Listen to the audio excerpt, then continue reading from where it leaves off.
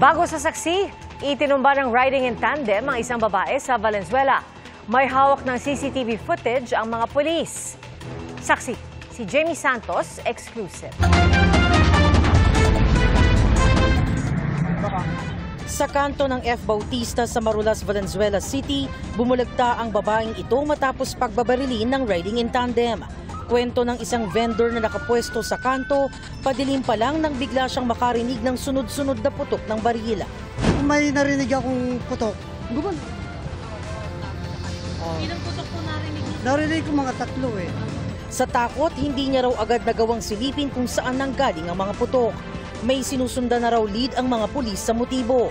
Hawak na rin daw nila ang CCTV footage sa lugar para ma-backtrack at matukoy ang mga suspect.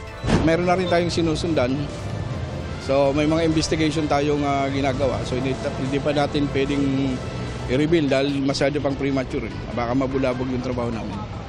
Hindi pa kinilala ng Valenzuela City PNP ang biktima at kung ano ang posibleng motibo ng pamamarila. Para sa GMA Integrated News, ako si Jamie Santos, ang inyong saksi. Mga kapuso, maging una sa saksi. Mag-subscribe sa GMA Integrated News sa YouTube para sa iba't ibang balita.